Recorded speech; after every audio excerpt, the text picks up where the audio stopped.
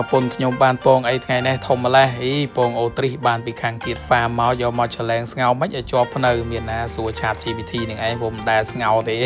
ចឹងតាមដានទាំងអស់គ្នាយកពងអូទ្រីសយកមកស្ងោជាប់ភ្នៅញ៉ាំជាមួយមីហិលម្ដងមើលមីហិលកូរ៉ូណូពុកម៉ែបងប្អូនអូចាយពេលតែ4នាទីទេចំអិនឆ្អិនណាចឹងណាអូយទំនងណាប៉ុន្តែ4នាទីរបស់ពុកម៉ែបងប្អូនដល់ពេលពួកខ្ញុំធ្វើថតមានណា4ម៉ោងចឹងតាមដានមើលថាជាប់ភ្នៅអត់ពងអូទ្រីសនឹងឥឡូវមកមើលទៅសៃមីសិនអូយទំនងណាស្រក់ទាំងមាត់កាត់យូរហើយអ្នកមើល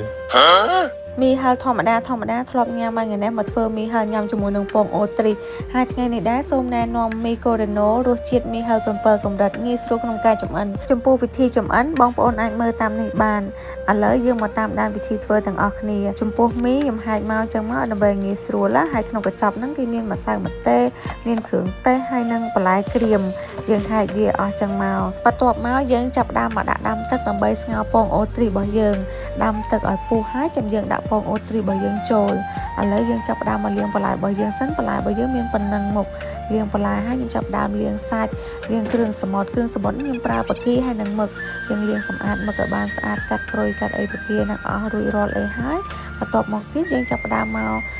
ហាន់បន្លែរបស់យើងជាប្រទេសស្ដើងមានស្ពៃក្តៅពណ៌ស្វាយមានប្រូកូលីមានផ្សិតម្ជុលណាហើយខ្ញុំបន្ថែមម្ទេសទៀតមានម្ទេសក្រហមម្ទេសខៀវហាន់វាជាប្រទេសតូចដុំតូចចឹងមកចំពោះប្រហិតវិញខ្ញុំប្រើប្រហិតហត់ដកក្រហមហត់ដកពណ៌លឿងប្រហិតសាច់ក្តាមប្រហិតនំប៉ាវយើងយកវាមកពុះជាពីរចឹងមកហើយសាច់គោយើងហាន់ជាប្រទេសស្ដើងចឹងមកដើម្បីងាយស្រួលក្នុងការចម្អិនណាគ្រឿងសមុទ្រអីក៏អញ្ចឹងដែរឥឡូវយើងមកកាត់គ្រឿងទេស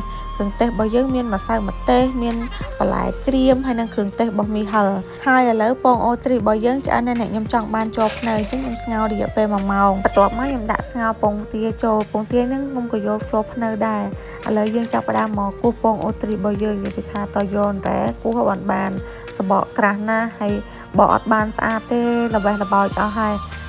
ប៉ុន្តែពងអូទ្រីសរបស់យើងគឺជាប់ភ្នែកល្អនេះឥឡូវយើងមកចាប់ផ្ដើមមកដាក់ដាំទឹករហូតទៅដល់ពុះចាំយើងដាក់មីចូលហើយបន្ថែមគ្រឿងទេសរបស់យើងចូលហើយនឹង add topping របស់យើងមានប្រហិតមានបន្លែមានគ្រឿងសមុទ្ររបស់យើងចូលហើយយើងដាក់ចម្អិនរយៈពេល4នាទីងាយស្រួលពុកម៉ែបងប្អូនជាមួយនឹងមីកូរ៉ូណូរសជាតិមីហិល7កម្រិតអូឥឡូវមីយើងដល់នាទីឆ្អិនហើយបើបានបន្ថែមសាច់គោស្រស់សាច់ស្រស់ហ្នឹងយើងដាក់ជាមួយនឹងទឹកមីហិលយើងហ្នឹងអូជាតិណាស់ហើយបើពងទានេះបើយើងដាក់ជាប់ភ្នៅយើងចៀនយើងស្ងោស្រួលទេតែតទៅពេលពងអូទ្រីសអត់ស្រួលទេកំណត់នាទីកំណត់អីចឹងមិនថាច្រលែងពងអូទ្រីសពីខាងគៀតហ្វាមនឹងដូចចង់ងាមពុកម៉ែបងប្អូនមីហិល7កម្រិតរបស់មីកូរ៉ូណូមីព្រីមៀមដែលទៅចេញនេះគឺអត់ពិបាកធ្វើទេពុកម៉ែបងប្អូនងាយទេថា4នាទីពួកខ្ញុំយូរនឹងអាពងអូទ្រីសនឹងដែរច្រលែងធ្វើមិនហៅវិធីពួកគ្រាន់តែស្ងោពងអូទ្រីសចូល1ម៉ោងហើយនេះមើលទៅសៃមីយើង